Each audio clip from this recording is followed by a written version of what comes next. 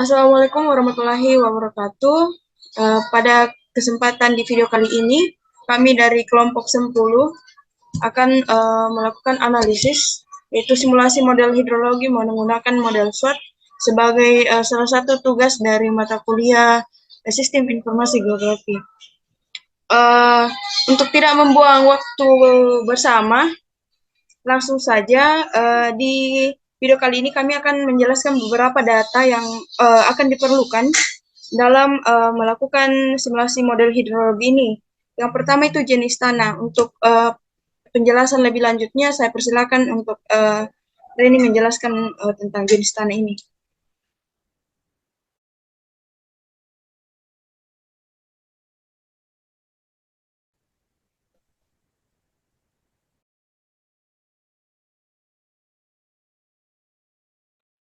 Baik, terima kasih atas waktu yang telah diberikan. Adapun data yang pertama itu data jenis tanah, di mana data jenis tanah ini sebagai model SWOT yang dilihat berdasarkan sifat fisik kimia setiap tanah. Setidaknya dalam jenis tanah ini terdapat 20 parameter sifat kimia tanah. Mungkin hanya itu yang dapat saya sampaikan. Saya kembalikan ke moderator. Oke, baik. Selanjutnya untuk data yang diperlukan dalam analisis ini yaitu tutupan lahan. Saya persilakan Nadine untuk menjelaskan tentang bagaimana tutupan lahan ini dalam model SWOT.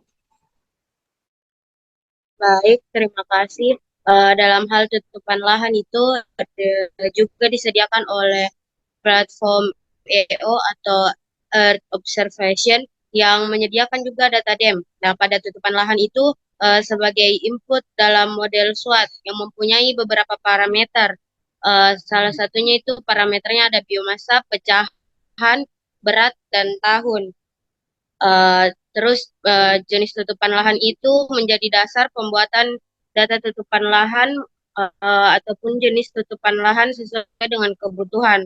Contoh-contoh tutupan lahan itu ada lahan pertanian, lahan perkebunan, serta beberapa jenis hutan. Mungkin sekian dari saya. Oke, selanjutnya untuk data yang diperlukan dalam analisis ini yaitu data iklim. Saya persilakan teman-teman untuk menjelaskan mengenai data iklim ini. Baik, adapun data selanjutnya yaitu data iklim, di mana data yang diperlukan sebagai bahan analisis model SWOT yaitu yang pertama itu curah hujan, yang kedua suhu, yang ketiga radiasi matahari, yang keempat kelembapan udara, dan yang kelima kecepatan angin. Di mana data iklim ini digunakan sebagai data yang mendukung pernyataan kesesuaian lahan dan lokasi bagi pengembangan fungsi sebuah kawasan. Data iklim ini dapat di-download pada website Power Data Access Viewer. Mungkin itu saja dari saya. Sekian dan terima kasih.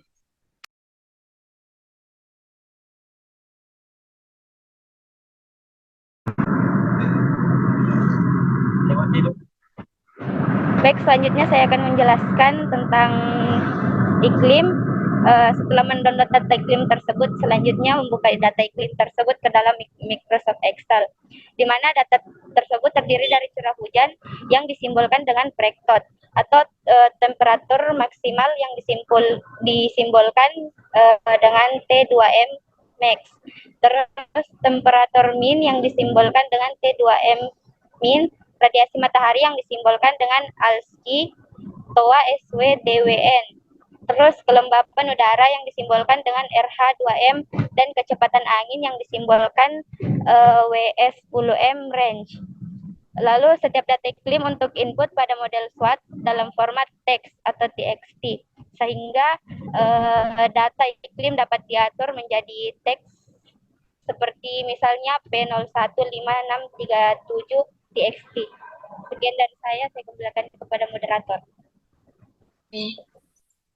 Untuk data iklim sendiri, seperti yang dijelaskan teman saya tadi, bahwa setiap data iklim berdasarkan jenis data iklim, data itu disusun secara sistematis melalui setiap parameter yang diolah pada setiap dan kemudian dikumpulkan pada setiap masing-masing folder berdasarkan setiap parameternya. Selanjutnya, untuk tidak membuang-buang waktu, langsung saja masuk ke dalam bagian pengolahan dalam kuantum. Tapi sebelumnya di sini DEM dan DAS yang kami gunakan itu DEM Sigeri, DAS Sigeri yang berada di Pangkep. Selanjutnya saya serahkan ke teman saya Rei untuk menjelaskan mengenai pembuatan proyek dalam kuantum.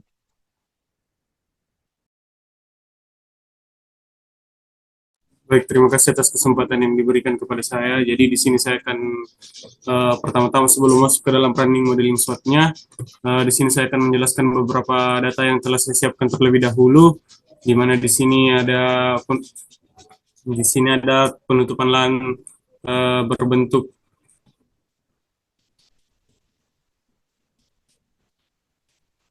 vektor. Nah, di sini saya olah, mungkin kita bisa lihat atribut tabelnya. Nah, di sini saya telah melakukan analisis di Excel dengan memberikan simbol yang akan terbaca pada modeling SWOT-nya. Di sini contohnya di sini CPNM, di sini tuh ada tubuh air itu termasuk dalam simbol WTR. Nah, di sini juga saya memberikan IDLC kepada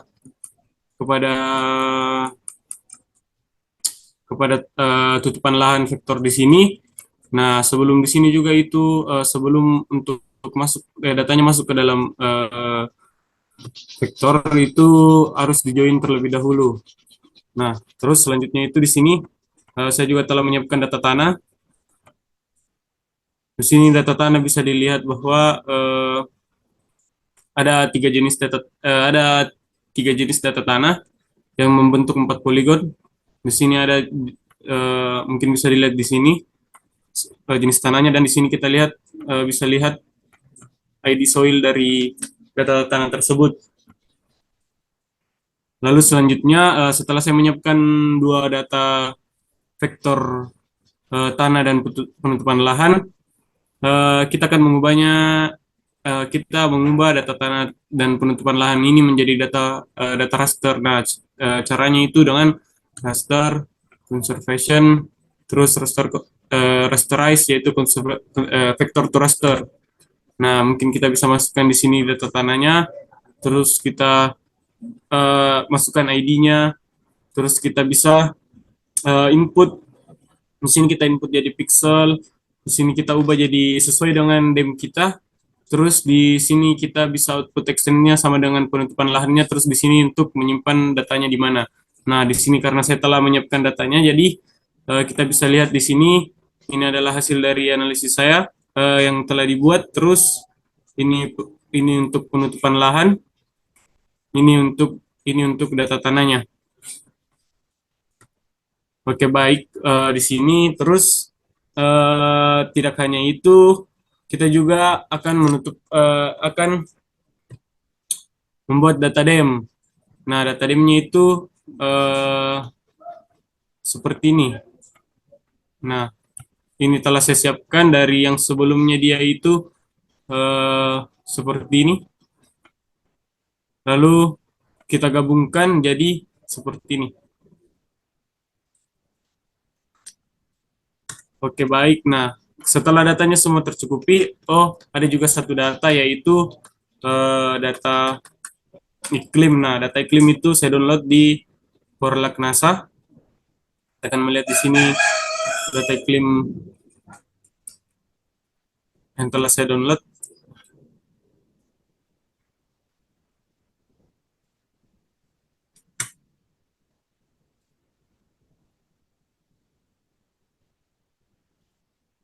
Nah, mungkin di sini bisa dilihat data iklim saya mengambil dari 2012 sampai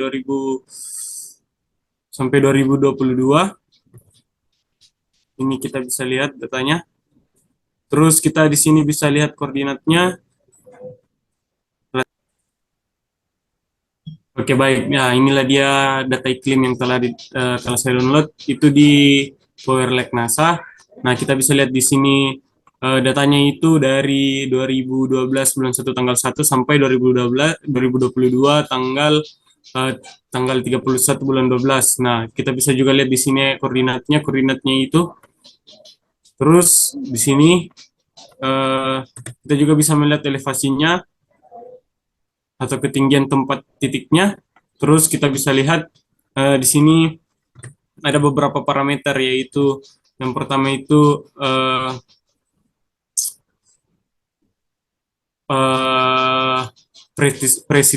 presipitasi, terus relative humidity, terus temperatur maksimal minimum minimal, terus minimum, terus eh,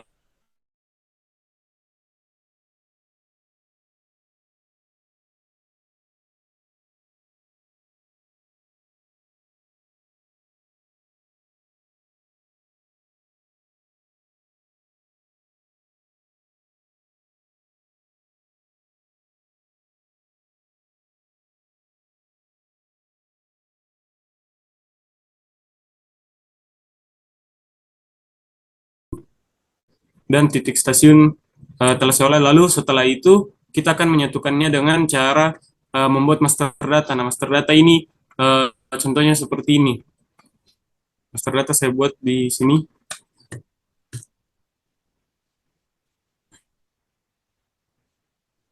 Nah, mungkin bisa dilihat di sini master datanya dibuat, lalu di save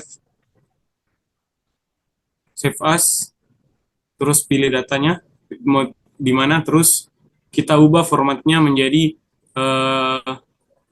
tab delimited atau txt. Oke, mungkin karena saya sudah membuatnya, mungkin bisa langsung saja masuk ke dalam modeling SWOT-nya. Oke, yang pertama itu mungkin kita bisa membuka pluginnya, terus kita bisa new project, terus kita ini discard saja. Terus kita bisa membuat dan menaruh di mana kita mau lakukan. Saya coba disimpan di sini running. Terus saya pilih, coba filenya running. Terus kita save.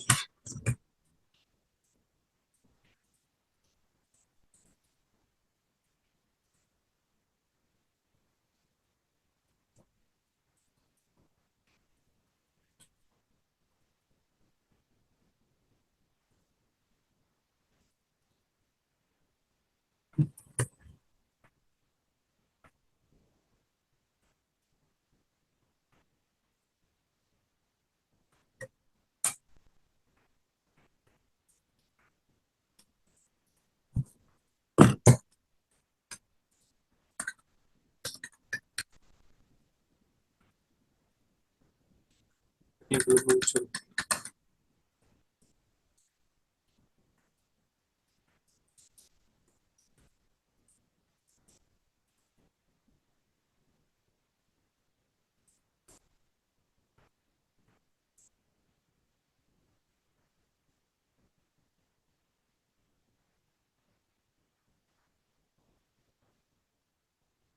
Oke, nah di sini telah membuat new project. Nah, di sini kita akan melakukan delineate, step pertama yaitu delineate watershed.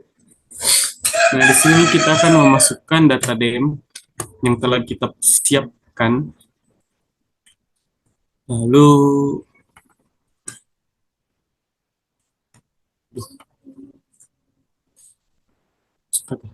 salah.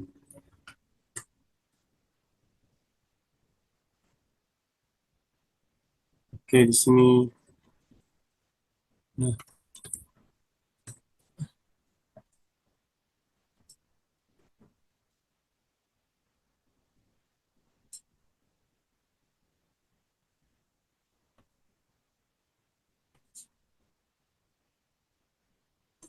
oke, di sini. Nah, di sini telah jadi. Terus kita lakukan langkah selanjutnya, kita mengubah ini menjadi hektar. Kita bisa kasih 1000. Terus kita bisa lakukan di sini create stream.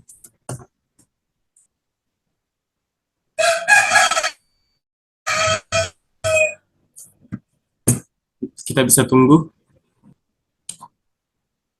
Oke, baik. Nah, di sini sudah setelah ditunggu sekian lama, sini juga jadi. Lalu kita akan melanjutkannya dengan langkah selanjutnya, yaitu akan draw outlines. Nah, kita pilih di sini outline-nya. Nah, di sini kita pilih di bagian oke, terus oke, terus kita select outline, kita pilih, lalu kita save.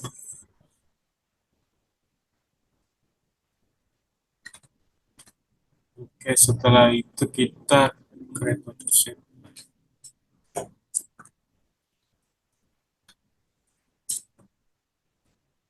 Mungkin kita akan tunggu lagi beberapa saat.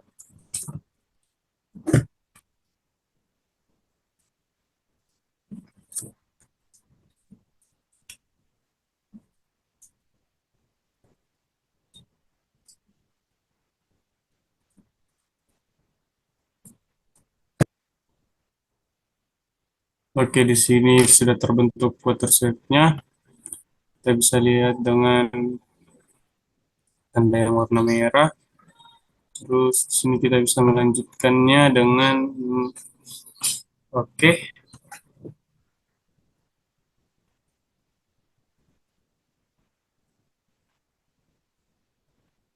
Kita dengan cara mengokekan.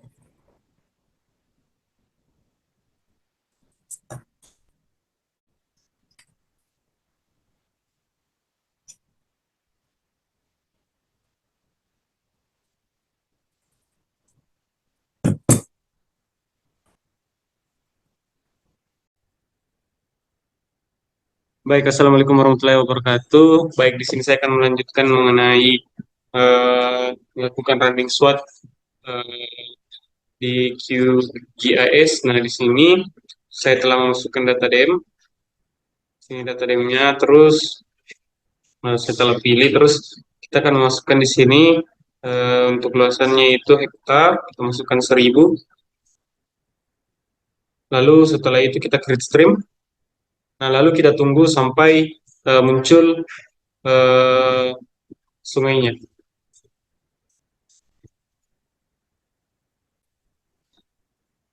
Oke, baik, di sini telah muncul create stream-nya. Nah, kita dapat lihat dari di sini telah muncul. Nah, jadi selanjutnya itu kita akan melakukan draw outline. Nah, draw outline itu kita bisa pilih di sini. Nah, oke, terus kita oke, terus kita bisa select outline yang telah kita pilih. Kita select. Oke, terus kita save. Nah, terus selanjutnya kita bisa lanjutkan dengan membuat create watershed. Lalu kita tunggu sampai selesai. Nah, oke, di sini telah jadi watershednya ditandai dengan ada beberapa subdash di sini. Terus kita selanjutnya akan melakukan kita show them output, terus kita oke. Nah, di sini kita sisa tunggu hasilnya. Oke, nah di sini telah jadi. Kita bisa close saja di sini. Kita bisa close. Kita bisa close saja. Terus kita lihat sudah muncul 3. Nah, di sini selanjutnya kita bisa melakukan dengan step selanjutnya, yaitu create HROS. Terus kita memasukkan data tutupan lahan yang telah diolah tadi. Kita cari dulu data tutupan lahan. Nah, kita masukkan raster tutupan lahan yang telah kita buat. Lalu selanjutnya kita bisa memasukkan di sini data tanah,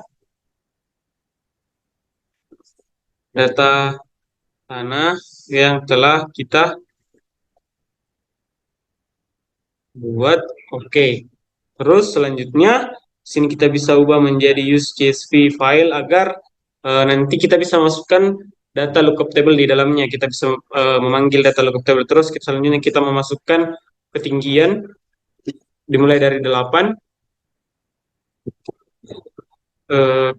kelerengan 8, 15, 25, dan 45. Oke, jadi kelerengannya itu dimulai dari 8, 15, 25, 45. Terus kita bisa, setelah itu kita bisa lakukan read.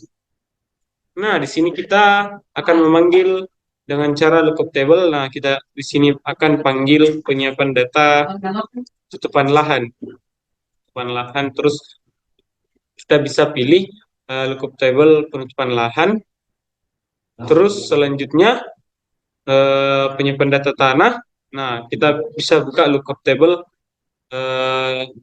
lookup baru karena yang di sini ada saya perbaiki tadi sedikit. Di sini ada kesalahan sedikit, jadi saya pakai yang lookup baru. Oke, mungkin sudah terbaca.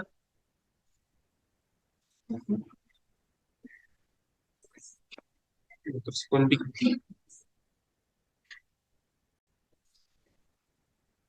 Nah, oke, di sini kita bisa lihat telah selesai terbaca, datanya juga sudah masuk. Nah, itu ditandai dengan di sebelah kiri di sini di layer kita dapat lihat ada dari kelerengan, terus ada tanah, ada tutupan lahan. Nah, jadi selanjutnya itu yang akan kita lakukan itu kita filter, tapi kita masukkan di sini nol, terus kita go, terus nol, terus go, dan terus nol. Nah, oke, di sini sudah, terus kita bisa langsung create. Oke, sudah selesai. Sementara loading. Nah, di sini telah selesai. Oke, kita kasih close saja. Nah, di sini step keduanya sudah muncul. Step ketiga sudah muncul. Kita bisa lanjutkan. Kita bisa connect dulu terlebih dahulu ke database-nya. Terus kita bisa masukkan data iklimnya. Nah, di sini kita akan memilih bagian user. Terus kita bisa pilih rainfall data yaitu. Nah, kita ke data E, lalu terus kita bisa pilih data iklim. Nah, di sini kita bisa pilih presipitasi, terus kita masukkan temperatur, itu dia TMP, master datanya. Terus kita masukkan wind speed. Nah, kita dengan tanda simbol W. Terus selanjutnya solar, terus kita masukkan S.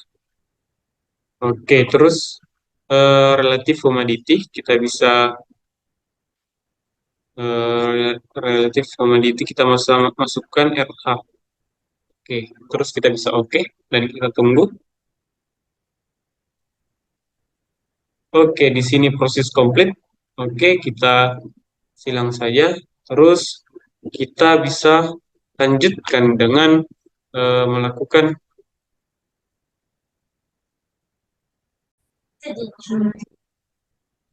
Oke, di sini kita akan melanjutkan dengan Nah, kita akan meng-create database data table-nya, terus kita select all, kita create table. Terus yes, yes, yes lagi dan lagi. Terus kita sambil menunggu hasilnya.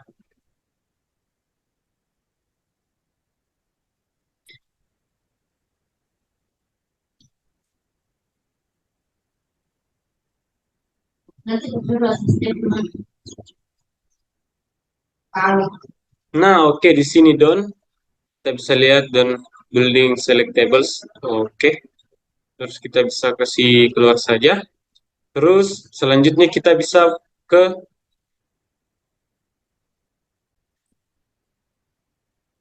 Nah, selanjutnya kita bisa lakukan dengan run SWOT. Run SWOT-nya, terus kita, karena di sini datanya sudah benar sama dengan yang data kita masukkan tanggal 1 bulan 1 2012, dan sampai di sini ending date-nya 2022, kita bisa langsung saja ke memilih 64 bit release, terus kita langsung saja ke setup SWOT, lalu kita run SWOT. Oke, di sini kita bisa tunggu ada 11 tahun. Nah, oke, SWOT run successful. Oke, selanjutnya kita bisa lanjutkan dengan kita keluar saja ini. Terus kita bisa ke SWOT. Nah, read SWOT output. Nah, oke. Di sini kita pilih 3. Nah, oke, terus kita bisa pilih import file to database. Kita tunggu lagi. Oke, Don. Di sini ada Don writing to database. Terus kita bisa lanjutkan dengan melakukan eh, kita mengisi di sini bahwa das Segeri 2012 sampai 2022. Oke. Terus kita bisa save simulation. Oke, successful. Oke, terus kita bisa silang saja di sini. Kita silang. Terus kita bisa langsung keluar saja.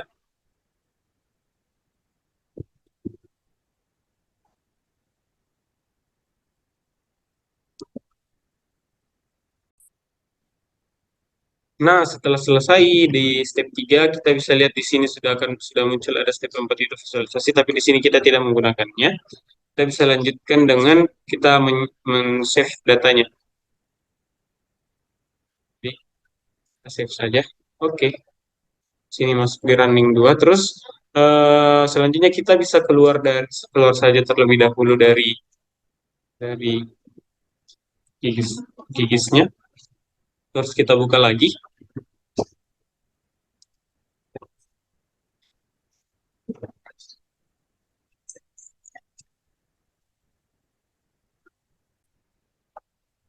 Nah, oke, di sini kita bisa lihat sudah muncul. Kita bisa memasukkan add layer, terus add vector layer. Kita bisa pilih vektornya itu di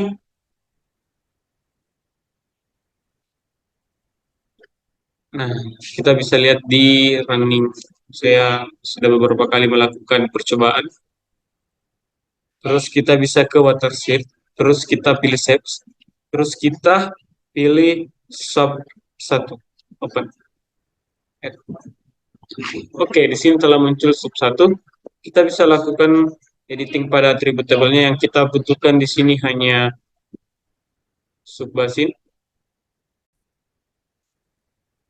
Oke, di sini kita karena saya lupa tadi salah. Di sini kita bisa langsung ekspor dulu terlebih dahulu. Ternyata, terus kita ekspor pada di sini kita bisa new dulu running 2 karena saya juga sudah melakukan beberapa kali. Terus kita bisa di sini kasih nama sub sub subbasin. Oke, save. Oke, kita bisa oke. Nah, di sini kita bisa remove saja.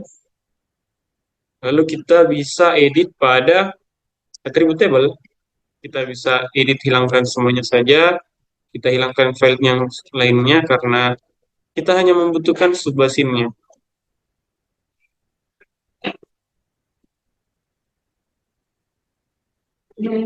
Nah, oke. Di sini sudah muncul subbasin. Kita bisa save. Oke. Subbasin sudah muncul. Kita bisa lakukan analisis di Excel. Kita tutup dulu, terlebih dahulu. Terus kita bisa buka Excel, terus file, terus terus kita bisa ke data. Nah, get data. Terus kita get data from Microsoft Access. Oke, terus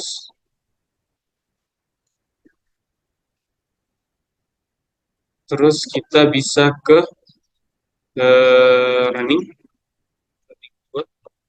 Terus kita ke scenarios. terus dash query, terus double out, terus sort output MDB. Oke, import data yang telah kita kerjakan tadi pada QGIS. Nah, di sini kita akan memilih sub. Kita di sini pilih sub, kita bisa load.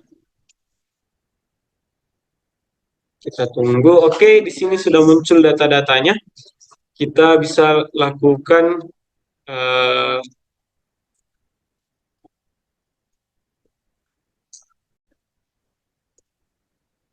oke, di sini langsung saja kita lakukan insert. Terus kita masukkan pivot table, terus kita oke. Nah, di sini kita bisa memasukkan sub pada rows, lalu tahun.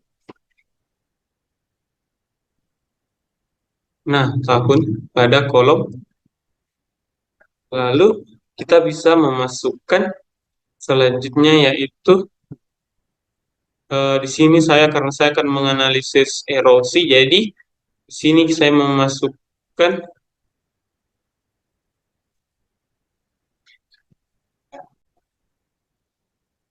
Nah, karena di sini saya menganalisis erosi, kita bisa pilih SYLD.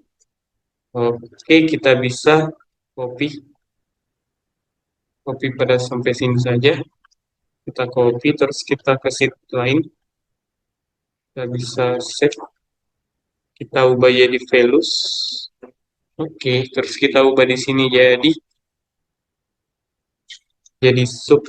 Oke, terus di sini kita tambahkan. Di sini kita tambahkan dulu average. Average kita di sini menambahkan keterangan di erosi, keterangan erosi.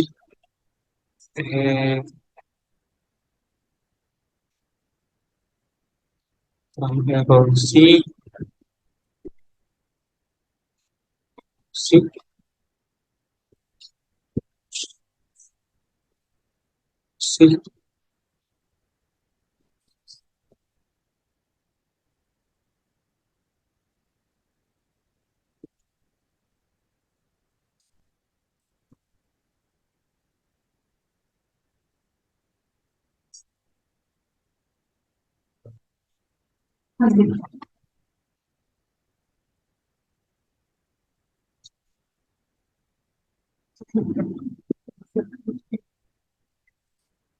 Nah, di sini kita telah menambahkan erosi, terus kita di sini bisa lakukan rata-rata dengan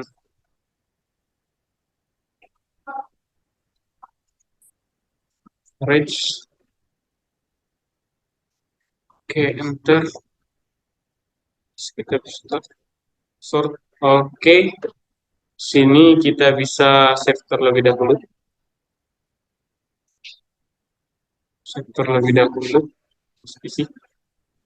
Di output pada sini running output. Save. Oke, setelah saya melakukan save running output, kita bisa lakukan di sini sorting dengan menambahkan kelas. Terus kita bisa sort. Sini kita bisa sort. Pilih. Kita bisa sort. Kita select di sini average. Oke. Nah, di sini sudah muncul sudah tersorting, terus kita bisa lakukan penamaan pada kelasnya yaitu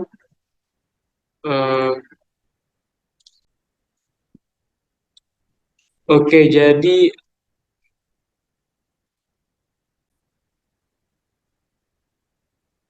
oke, baik. Jadi di sini itu ada 4 klasifikasi sesuai dengan yang dijelaskan oleh Pak Munajat, bahwa yang pertama itu ada 15 sampai 60 ton per hektar per tahun, itu masuk dalam kategori ringan. Nah, karena di sini kita bisa lihat tidak ada dalam kategori ringan, bisa kita lanjutkan. Terus yang kedua itu ada 60 sampai 60 sampai 60 sampai 180 per ton itu 60 sampai 180 ton per hektar per tahun itu masuk ke dalam kategori sedang. Lalu yang selanjutnya itu eh, 108. Nah, karena di sini masuk ke dalam kategori kita bisa lihat di sini ada 72. Jadi karena dia masuk ke dalam kategori, jadi kita bisa masukkan di sini eh, 60 60 sampai 180 ton per hektar per tahun masuk dalam kategori sedang. Oke. Terus selanjutnya eh, 269 itu masuk ke dalam kategori 180 sampai 480 per 80 ton ton per ha atau hektar per tahun masuk ke dalam kategori berat. Berat. Oke, selanjutnya eh, yang lebih dari 480 ton dia masuk ke dalam kategori sangat berat.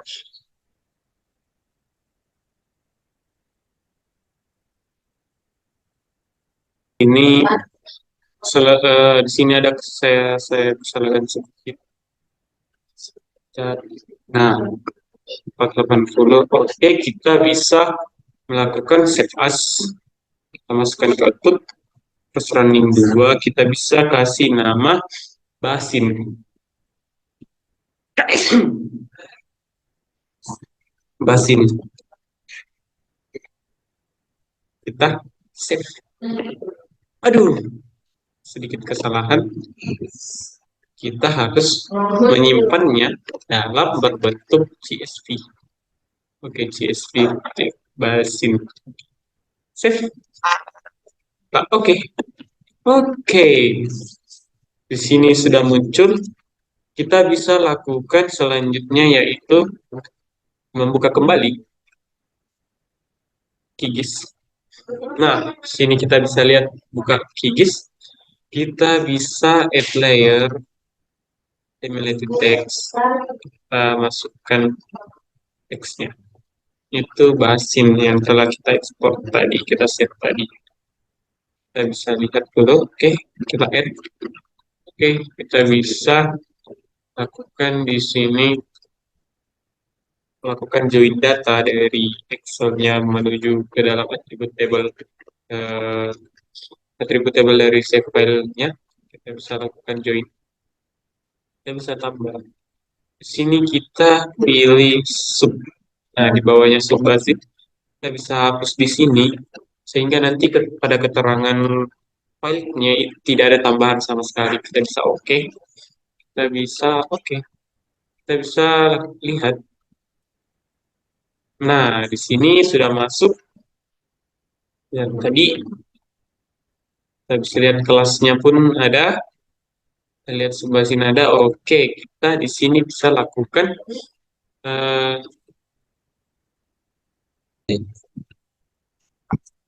nah, di sini kita ekspor karena di sini masih data temporal. Terus kita bisa taruh, nah kita bisa masukkan di sini itu erosi, erosi das Segeri 2012 sampai 2022. Oke, kita bisa set. Terus kita bisa oke. Nah, di sini sudah masuk. Kita bisa lihat Oke, kita bisa lihat ini adalah data yang telah kita bangun dari tadi. Kita bisa lakukan di sini simbologi selanjutnya. Kita di sini akan melakukan simbologi pada kategori yang tadi kita pilih di sini kategoris. Terus kita bisa lakukan di sini pilih kelas. Nah, kita bisa masukkan classify. Terus di sini kita bisa delete saja. Aduh, salah. Kita ini bisa delete. Kita bisa delete saja. Terus kita lakukan. Nah, kita bisa atur. Terus kita bisa atur warnanya. Untuk ini kita kasih warna hijau karena dia masuk kategori sedang. Kita warna hijau.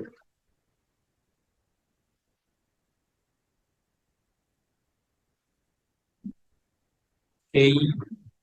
Terus untuk dia ini kategori tahun berat, dia boleh orange, warna orange. Saya bisa kasih warna orange.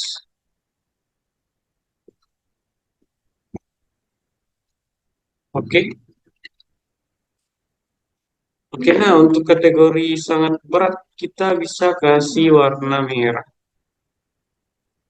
Kita kasih warna merah saja.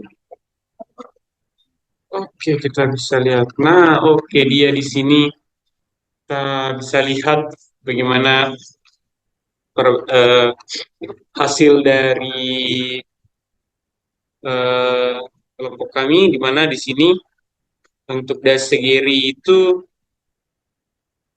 datanya seperti ini dan dilihat dari analisis model SWOT ada 3 kategori, di mana kategori yang pertama itu dia dari 60 sampai 180 ton per hektar per tahun, dia masuk dalam kategori sedang, dan selanjutnya itu ada 180 sampai 480 ton, dia masuk ke dalam kategori berat, lalu yang lebih dari 480 ton masuk ke dalam kategori sangat berat. Mungkin analisis SWOT yang saya telah jelaskan sampai pada sini saja terlebih dahulu. Untuk beberapa kesalahan yang mungkin terjadi yang selama pembuatan ini, mohon maaf, kurang dan lebihnya mohon dimaafkan. Terima kasih telah menonton.